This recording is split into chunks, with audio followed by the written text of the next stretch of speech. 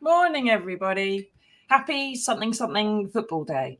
And welcome to the news agenda with me, Fleet Street Fox. And today I am joined live from Qatar by my fellow Mirror columnist, Darren Lewis. Morning, Darren.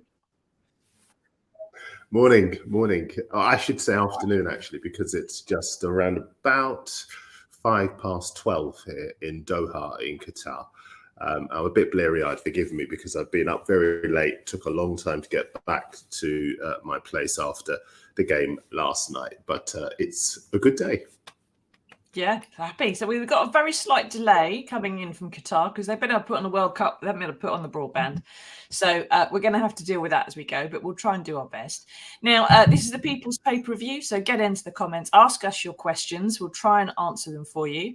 Those of you listening later on podcast will just have to ask Jude Bellingham to sort out the midfield for you, won't you? So what have we got today? Well, the Mirror has splashed on the England men's football team 3-0 win last night over Senegal, which means they're out of the group stages and into the quarterfinals. Now, this show usually discusses politics, and I'm very aware that some of our usual listeners, like me, may not know as much about the footy. So we're going to treat this as a chance for us all to learn something. This is going to dominate the news agenda for at least the rest of the week, isn't it, Darren? So everyone's going to be talking about it. Those of us who only pay attention once every 4 years until we lose on penalties need to pick up a few pointers so that we can sound like we know what we're talking about when we have to say something and express some sort of opinion between now and Saturday afternoon. So, Darren, take us through this, please, as gently as you can. Last night, England won at the football, I understand. Was that a surprise, or was it always going to happen? No, it was. I wouldn't say it was a surprise, but there was a great deal of joy because of the team that they were playing against being so good. And that team was Senegal, as you've just said. They are the champions of Africa. They'd won the African version of the European Championship earlier this year. And they also got to the final of that competition 2 years ago. They've got a lot of good players in the team, including the goalkeeper of Chelsea, Edouard Mendy, and Chelsea's very expensive central defender, Kalidou Koulibaly. They were without a player called Sadio Mane, who used to play for Liverpool and is now gone to the German champions Bayern Munich. And lots of people felt they wouldn't be as good at this tournament without him, but they have been that good. And so everybody of an England persuasion has been very concerned about Senegal. And the fact that England did so well last night in the end spoke a lot about the quality of this team and the job that Southgate's doing. One other thing as well. Normally when we watch England through either biting our fingers or for our fingers full stop. Or don't watch. Coming home. Yeah, well, indeed. They normally scrape a goal by maybe a corner or, someone produces something out of nothing.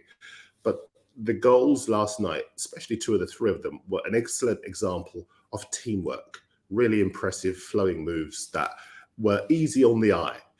And that's the reason why so many people are so excited about England. It isn't just an England team scoring goals, but they're scoring really attractive goals and playing in a really attractive way. And that's why there is a lot of optimism starting to grow. Right. So in terms of sport that I'm understanding a little bit better, it was we're used to watching Tim Henman and just slowly falling apart and just about holding it together. But actually now we're watching Roger Federer floating around like a butterfly. I think that's a magnificent amalgam of metaphors, because you've thrown a little bit of Ali in there as well. But you're right to do that, because England are playing with charisma. They're playing with the charisma of Ali. They're playing with the efficiency of Roger Federer. And most importantly, they are winning games and they are building up a really good run. And to put it into context of recent years, in 2018, we started to see the signs of that when England got to the last four, the semi-finals of the World Cup in Russia. And they were beaten back then by Croatia after taking the lead. They didn't know what to do. A lot of the players that are here now were a bit younger and a bit more inexperienced. And then last year, with a couple more years under their belts, they did a lot better and they got to the final of the European Championship. So they've got that experience under their belts. Of course, we all know what happened. They missed penalties against Italy and they went out of the competition. Now they're back with another year under their belt, and you're seeing the benefit of that experience because they're playing well, they're showing leadership. They've scored, 12 goals so far, and only one of those goals has been scored by Harry Kane, which is incredible because he won the Golden Boot, the prize for the leading scorer at the World Cup 4 years ago. But since then, other players have stepped up to take responsibility, not least the guy in the frame, well, both those guys in the frame, Jude Bellingham, and with his back to us, Jordan Henderson, the Liverpool midfielder, who both of them, listen, Henderson scored an example of what I was speaking to you about before, a wonderfully constructive move, which ended up with a goal. I think it was 7 or 8 passes that England put together, and it went from the goalkeeper all the way into the back of the Senegal net. That's why people are excited, because they believe that even though they're about to come up against France, I know you'll get to them in a second, but even though they come up against France, spearheaded by one of the, arguably the best player in the world right now, England have got a number of top players as well, and they think they can hold their own. Oh, well, we'll have to wait and see, won't we? But anyone who's taking notes, right, that's all you need to remember, okay? The charisma of Ali and the efficiency of Federer. Right? Write that down, everybody, on a Post-it. You're going to need it later on at some point during the week. In fact, you probably use it every day. I'll tell you what, Steve, you're doing fantastic with those metaphors. Please keep dropping those metaphors in, because I think you're doing far better than I have. We'll try. Now, we just saw those pictures there. There's plenty of young rising stars in the Lions. Get into the comments, by the way. Ask us your questions. What do you think about last night? Were you expecting it to go England's way? Who was the man of the match for you? Let us know. Or are you just completely befuddled? And why are we here? Why aren't we talking about the Tories? Do let us know. But out of all these young rising stars in the Lions, the one that's going to be getting all the tabloid attention is a 19-year-old lad from Stourbridge called Jude Bellingham. He's a midfielder, and according to a pundit I was listening to this morning, is really driving the rest of the midfield and the rest of the team to really work well together, whatever that means. And of course, he scored the first goal just 39 minutes into the match last night, I think. So Darren, now he's being talked about as like the next Wayne Rooney or something, isn't he? Or the next Ronaldo or something. Is that fair? He's much prettier than Wayne. Well, I'll just go back slightly towards something that you said, which is key. In a press conference Gareth Southgate gave last week, he said that there are lots of people back home in England who are, having not a nice time with the cost of living crisis and all of the serious things that this show normally covers. And so it gives context to what is happening, because he said, we want to put smiles on people's faces. We want to provide performances that enable people back home to take a sense of pride in their national football team. Now, he did that 4 years ago, to be fair to him, hence everyone wearing waistcoats and throwing beer all over each other in box parks that summer. And again last year as well, when England were on the way to the final. But in none of those performances were England particularly pleasing on the eye. They set up to try and stop the opposition. When I say set up, they sent the team out with tactics that were designed to stop the opposition. But this time around, they've come out, they've had what the kids would call a glow up. They're much more, there's a lot more charisma about them at the moment. And at the centre of all of that is Bellingham. Now, in that frame you showed of Bellingham and Henderson, it was Henderson who scored that first goal last night. Bellingham was the guy who passed. Shows what I know, doesn't it? Don't worry. You'll trip me up eventually. Don't worry. I don't know it near as much. But the two guys in the picture here are a wonderful example of what makes England tick. Because Henderson, with his back to us, he plays for Liverpool. He plays in the centre of midfield.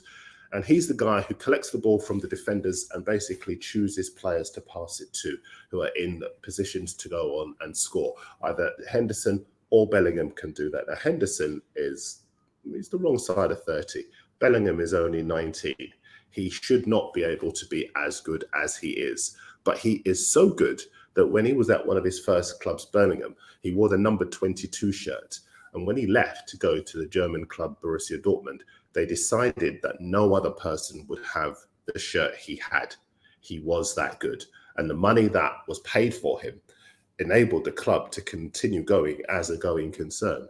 That's how good he was. That's how coveted he was. And now he's been at Dortmund for a couple of years. There are some of the biggest clubs in European football who want to sign him. And every game he plays for England, we see why. That's why he's in the centre of the frame. We can see on the right, your left maybe. And that's the reason why he's being talked about when you watch the TV shows. Even though the other guys are the ones who have scored all the goals, he is the guy at the centre of it. I suppose, to do one of your analogies, Susie, if in politics somebody there was a strategist at the heart of a political party who always seemed to hit the right notes and be able to touch on the issues that affect the country and enable politicians to articulate those concerns and address those concerns in the right way. That's the analogy I would use around Bellingham. He is a guy who's always able to find the right pass, to put the right player in a good position, in conditions to score a goal. That's why we're so excited about Saturday. It isn't just about the forward players, Kane, Saka, Foden, Rashford, but it's a guy, he's a conductor. He's a guy who pulls the strings behind them. And he's only, he's a couple of years older than my son. I'm going to have to go home and maybe ask my son what he's doing with his life. Yeah, why aren't you being more like Jude Bellingham? But I think as well, some of it, comparing him to someone like Wayne Rooney, I think it's partly because he's a young lad. It's a working class sport. He's a working class lad. He's got an accent. He's got a regional accent, and so people have put him. Idiots in some places have put him in a category in which they put other working class regional accented lads who are in football and go, well, he's the next one of those. And they don't comprehend that maybe he's the first Jude Bellingham, number one. But also that, Stourbridge and Liverpool are a long way away from each other. Yeah. And there's a lot of classism goes on around football and a lot of, elitist talk about who's playing it and what kind of characters they have, which you don't get so much in rugby. And some of them have appalling characters in them. And it's the difference in the way the sport's talked about, I think, to some extent. And it's a working class sport, and there's working class lads playing it who then obviously become very suddenly not working class anymore because they're suddenly millionaires. How do you think Jude's going to cope with that change in his circumstances? I mean, it's not a massive change now because obviously it's been going on with him for a few years. But how do you think he's going to settle into being a multi-millionaire and famed and fated and all those things that come with football glory? Well, I'm in quite a unique position of being able to know, because I sat with him and his mum earlier this year and did an interview with them.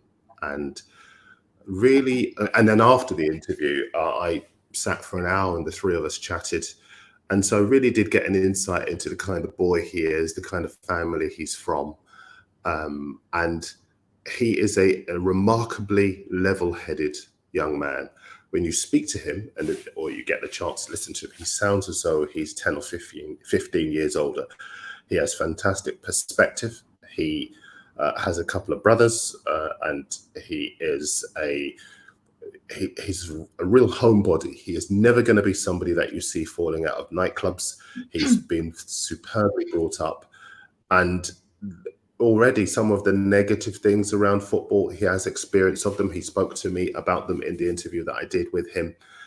And at Dortmund, his German club at the moment, they want to keep him. Other players have been at the club he's at right now and have been dazzled by some of the other bigger clubs in European football coming for them and wanting to leave.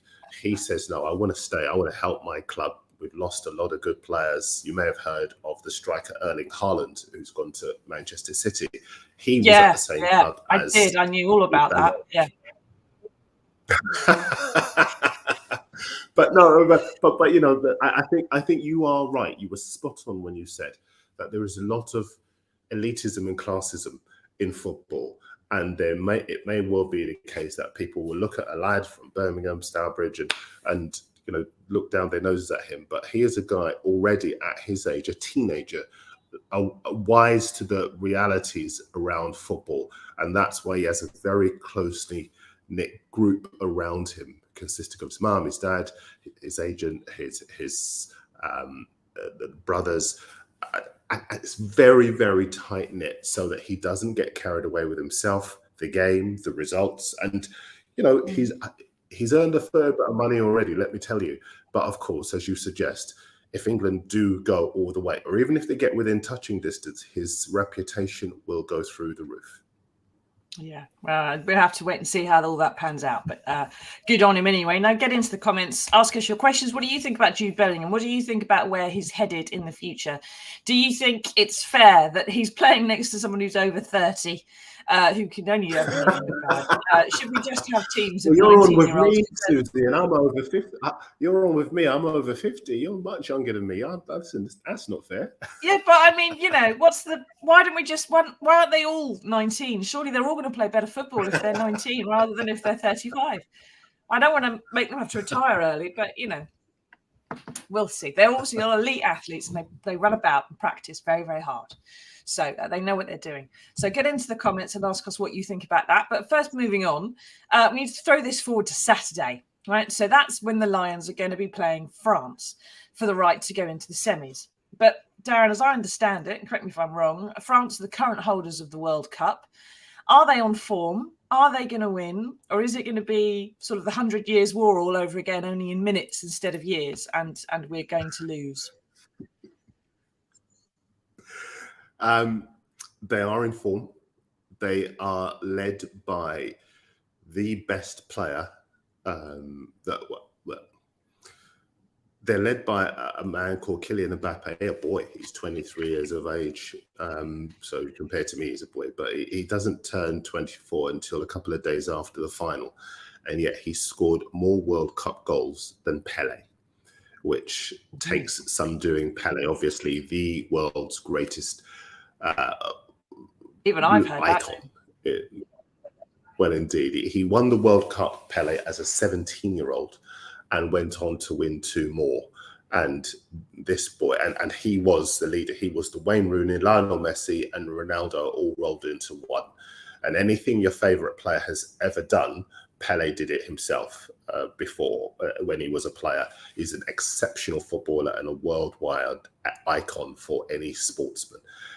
This boy has scored more goals already in the World Cup than Pele. So far this season, he's scored 24 goals in 24 games.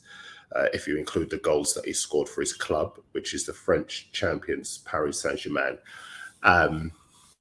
There was quite a funny moment last night where one of the players was asked off camera, which one of you is going to mark Messi Mbappe at the weekend? And he looked at the person who asked him the question and said, "We're all marking Mbappe at the weekend," because that's how good this player is. He scored 5 World Cup goals so far out here in 4 games. And he's carried the team in some respects on his back. He's a fantastic footballer. And, you know, even though England will not fear France, it is important to give context to the kind of player that they will be up against. And, you know, he is this season's Ronaldinho. Sorry, I was about to go a bit all football there, but he's an exceptional footballer. And even if we want to beat the French, it is important to kind of give an appreciation of the talent that we're going to be witnessing at the weekend. Right. Okay. So you managed to not answer the question, Darren. Are we going to beat France? Are we going to beat France? Well, that's a win. I turned into a lawyer or a politician here, didn't I? Are we going to beat France? I look at the French team and they're really good. And they're very similar to England in so much as they don't just have an exceptional first team, but on the bench, they've got fabulous players. So just like we are able, for example, to get to an hour, be leading 2-0 and call Marcus Rashford off the bench, and Phil Foden has won the title in England 4 times, and other top players, Trent Alexander-Arnold's won the Champions League and the Premier League and can't even get into the team. So can France. They can call on some outstanding defenders, midfielders, wingers, strikers. So they're going to beat us. They are a real... I don't necessarily think so, because I think as far as England are concerned, they're playing with a lot of confidence. And I normally in World Cups, and I go back to my first World Cup watching was 1982. I've been to 5 World Cups. I've watched, England play over 4 decades, and they've always kind of flattered to deceive. I think this is the best England squad I've ever seen. As a journalist, certainly. And watching football since 1982, I would argue this is the best. And I would include the likes of Beckham and Scholes and Gerrard and all of that, because those guys only ever got to a quarter-final. This group have got to a semi-final and a final. And there is a lot of depth. They work better as a team. It's not necessarily the best players that should be in this team, but the ones who work best together. And I think there is a real cohesion about them. France are good, but a lot of their moments of brilliance come from Mbappe, whereas as far as England are concerned, there are a number of players, as we've seen so far, who can score goals when Harry Kane doesn't score. Foden can, Rashford can, Saka can. So there are lots of different areas where players can take responsibility. So I think we've got a better than average chance of beating France. I know we have a history of glorious defeat, and the day after this quarterfinal or semi-final, all of us kind of commiserating and, oh, well, better luck next time. I think this time is different. And I think I might be back here on your show next Monday talking about who we're going to face. Well, we'll book you in now for next Monday, because either you're going to come on here and eat humble pie, or you're going to have to explain something else to us. So you can do one or the other. Now, Mike has answered the question for you, which is, yes, England will beat France, hopefully. Done it in 5 words, Mike. Well done. That's far fewer than the columnist managed. But there you are. That's a quick sum up for you, basically. So if you have to talk about football in the course of the next week, these are the things you need to remember. First off, they're playing with the charisma of Ali and the efficiency of Federer, right? Point number 1. Point number 2, Jude Bellingham's got a lovely tight-knit family around him. He's really grounded. He's not going to go completely mad, although he probably may even be better than Wayne Rooney, right? You get through that conversation. And then lastly, of course, we've got a very good chance, better than average chance of beating France, but Mbappe is the big worry. If you can just say that stuff over and over again during the course of the next few days, you will sound like you understand vaguely what's going on in the football, and hopefully when someone replies to you, you can just go, yeah, Mbappe. Or something. Can I add one more thing? Susie? If anyone wants to be uber confident about Harry Kane, then bear this in mind. Last year, he didn't score in the group stages of the European Championship. This time around, he didn't do that either. But last year, he scored 4 goals in 3 knockout games on the way to the final. This year, he's scored 1. There are a few more to come, but he seems to be coming alive in the knockout stages of the World Cup, a competition where he's already won the Golden Boot before. He's coming alive again. So there is a reason to be optimistic about what he could potentially do. Although I would say from the perspective of someone who doesn't know much about football, that the captain really should be alive pretty much from the start of the game and not just when it gets a bit sticky. If you have to animate him in the middle, you've probably got problems. Well, but then to add to that, just to answer to that, because maybe if someone does go away with that stat, somebody might come at them with that very question. So I would say this: he has been alive from the start in so much as he made 3 assists, provided goals. Assists are when you set someone up to score a goal, that's called an assist, and he's provided 3 of them in the group stages. No other player has provided that many in the group stages. So he has been on it from the start. It is just the goals that he hasn't scored so far. And the fact that England as a team have so many other people scoring goals, apart from the captain, actually does bode well. We're not reliant on one player, whereas you could make the case that the French are. There you go. We're not addicted to Harry Kane. That's something else you can remember and take forward into your conversations during the rest of the week. Thank you for explaining that to us, Darren. We'll have to see where we get next week, won't we? Now, keep asking us your questions. How do you feel about Harry Kane and whether he's alive or not alive? How do you feel about our chances against France? Let us know. Now, we're going to move on to something else now, onto firmer territory, shall we say. For me at least, and Matt Hancock's book, which has been brilliantly timed to be published the moment he leaves the jungle, and is about as readable as the back of a cornflakes box, and about half as informative as well. Now, there's lots about how in love he was with Gina, and how terribly he felt about dumping all over his wife and children before he did that anyway. But in there are also lots of claims which are getting very short shrift. So there's sort of summed up here on this page. One of them is that Kate Bingham, the lead of the vaccine task force, was useless and he had to tell her what to do, which, according to her book, which is also just published, is the literal opposite of what happened.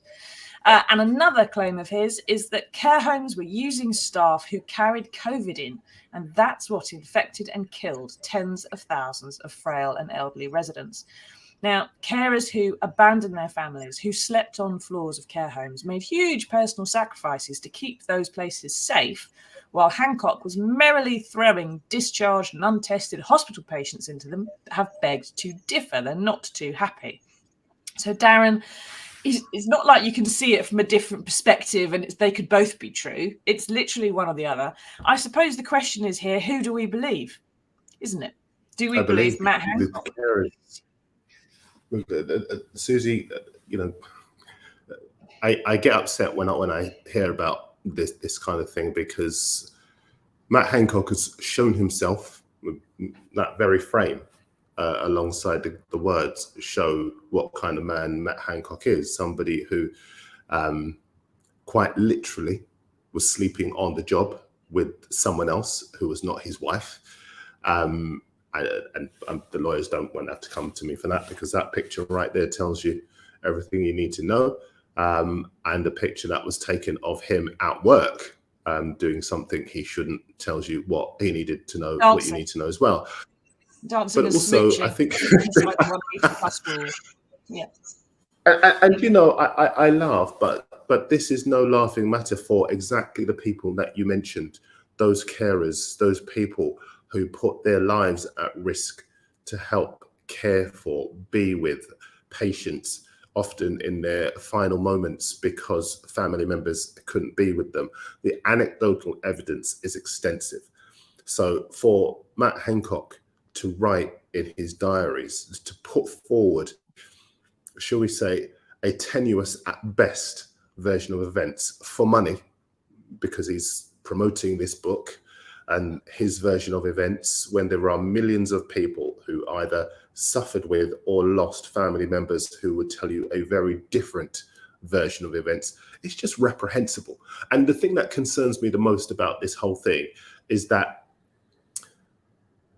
there are, quite clearly, because of the position in which he finished in the reality TV show, there are a number of people around the country who feel that to point out these facts and these other versions of events is to get on his back unfairly. And that was what happened during the period he was on the reality TV show. But lots of people said, oh, get off his back, it wasn't his fault. And the tide appeared to be turning for him when the facts said something very, very different. And for him to put that version of events into print and proffer it to suggest that he was the person who should be shown sympathy and not the people who suffered with those people in care homes, into which so many people from hospitals with COVID were shoved. Honestly, it's just disgusting. And I'm not going to sit on the fence about that. It's not a laughing matter. I don't think we should. Listen, you and I, Susan, we work at a newspaper where we've seen and heard and read so many of the stories from the people who have suffered. So I'm not having Matt Hancock. I'm not having what I see to be lies, or like I say, a questionable version of the truth at best. Yeah, I think one of the things we need to ask ourselves perhaps is the most important question any journalist asks, which is why would he want to go in the jungle right about now? Perhaps because there was a book to promote, and perhaps because he suddenly wanted to look more human, as he said. He wanted to show his human side just ahead of a public inquiry that was going to rip him a new one. Paul says, most villains think they're the heroes of their own stories. Paul, comment of the show. Well done. You're going to get a News Agenda mug for that, because you've got it absolutely right, and you've done it far easier and more succinctly than Darren or I. So well done. Now we're going to move on. But he's right. But you know, sorry, very quickly, Paul is right. He's always been unable, Matt Hancock, to read the room. If you look at that video of him alongside Wendy, I think it's Wendy Maisie, the prospective parliamentary candidate, that was on YouTube. It was a viral video, and you know, standing in the personal space, and he's unable to kind of read just how it looks. It was almost a trivial example of the point I'm trying to make, but Matt Hancock has zero self-awareness. He simply works to make sure he looks good in any given situation. And I think it was a very carefully constructed decision to go into the jungle, because he wants to rehabilitate his image in the eyes of the public, and to gaslight healthcare workers by suggesting they were at fault and not him and the people around him for his decision making. Again, you know, all of those people, they will speak for themselves. They have done, as you say, because there's been a lot of an opinion. There has been a lot of opinion so far to the contrary in terms of what he's said, but it's just reprehensible. Absolutely reprehensible. He's got a complete lack of self-doubt, which is why he was able to throw himself into those trials without worrying about spiders and roaches and stuff. Now, before we move on to some good news next, Darren's obviously in Qatar, and he's been there for a few weeks. And Darren, you were saying to me off air that Western women are really enjoying the World Cup being held there. They're not too bothered about the repressive regime. Yeah, I want to make a distinction between the issues here, which are ongoing around the treatment of migrant workers, around the deaths of people who've helped to build the stadiums here, and about there are issues around sexism, that institutional sexism here, and a couple of other things. And there is a distinction between those things, which have been an issue and will continue to be an issue here. The Qataris and the people here say that they are going to be addressed. When you go into the media centres here, there are big billboards and whatever else setting out the measures that they intend to take, with the spotlight on this country and this region, and the pressure on them to do that. I want to make a distinction between that and the experience that people have had coming here. Because when I got to the airport on the morning of my flight here, I bumped into a lot of people and we all had the same expression. There was a lot of apprehension about coming here. There was a lot of a suggestion that we would come here and we'd have a not very nice time, and that there'd be an oppressive culture and atmosphere. But on any given day, when you walk down the streets, there are people. I saw a couple holding hands. No issues around them, nobody bat an eyelid. I've seen lots of people. They said you couldn't film anywhere you go here, you can't film. But there are people walking down the street with their selfie sticks and their cameras and whatever else. They say that you can't go around with bare arms and chest, and I think within reason, it's very relaxed. I've seen lots of Western women walking around with bare arms, and there are lots of, and I think what's been even more or most significant is that Western women coming back are telling their own stories of their experience here. And they are saying that they felt safe here. They're saying that they felt that the decision to ban beer was particularly significant because it's been a World Cup held in a culture of friendliness, warmth. There hasn't been the kind of sexism and catcalling and negativity that they've been used to in Europe. And their feeling is that they've felt relatively safe out here. Well, And yeah, it's been a very and, instructive World Cup from that point of view. the culture's obviously changed a little bit in terms of the football, but of course, a lot of those women wouldn't necessarily have been raped while they were there, had a miscarriage, wanted an abortion, or to get divorced, all of which they would find very difficult and very different experience than they would do at home. I don't see quite why women's rights have to involve being hectored at the football, but it does. I think, and all of those things are true, which is the reason why I make that distinction between people's experience out here and some of the things that are embedded. And you know, that there are, what I found out here is that there are varying levels of expertise when you look at the service industry, when you look at other areas of, you have to remember, this is a very young country. It's around about 50, 51 years old.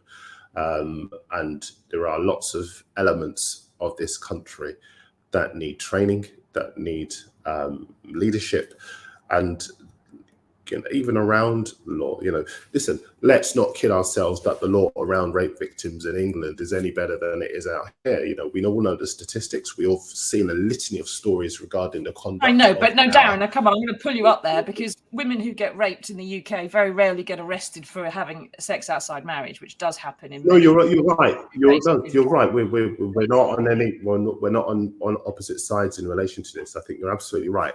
Again, which is why I made that distinction right at the start, that there are issues. What I'm saying is that we live in a patriarchal culture worldwide where the treatment of women has to improve, full stop. That's where I was getting to. I probably needed to be much more succinct there. But you're absolutely right. And just because the football has been good, and just because Western women stroke people have had a good experience here, it doesn't mean that the spotlight shouldn't be on those issues. And it's got to remain on those issues out here. And I think we in the West have to keep that spotlight on here, just as we do at home. But as I say, it is important to listen to some of the experience of the women who have been out here, because they've been very instructive for me as much as anybody else. And I can only tell you that during the time I've been here, it has been a very instructive experience for me, and I will come away with a very different experience to the one I expected to have out here. Okay, it's a good point to end it on. Thanks for that, Darren. Right, we're going to get into the good news next. But if you've got any questions about hosting the World Cup in Qatar, what do you think about women's rights in the Middle East? Are you in agreement with Darren that it's all gone pretty smoothly considering, or are you in agreement with me that there's still an awful lot of issues to deal with out there? Let us know what you think. But first off, there is some good news in the world, and here it is.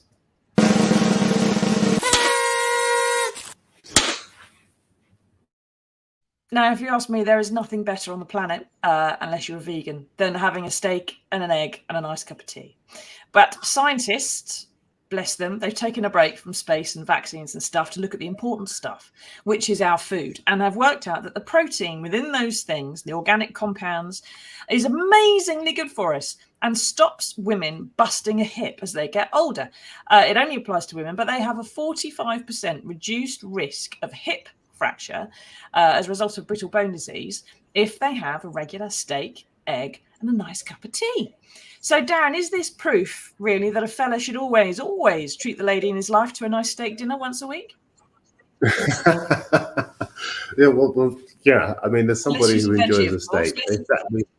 Well, indeed. At what point he's a little bit stumped. Maybe just go for the egg rather than the steak. But I think as far as I've seen various versions of this story over the years, and obviously, as you say, that the inference is that health-wise there are lots of benefits.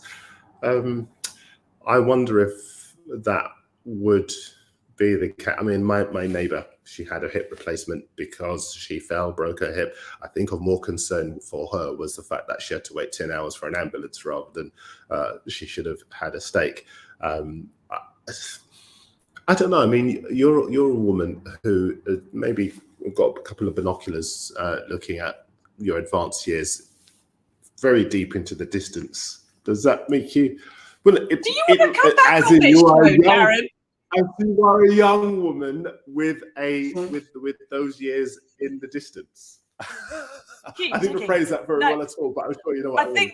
I think the point you're probably trying to make and failing terribly to do is that just the fact you've been able to eat a steak regularly doesn't necessarily have reduced your risk of having a hip fracture or brittle bone disease. Because if you're the kind of person who can, if you're the kind of person who can afford to eat steak regularly, you're probably less likely to have brittle bone disease.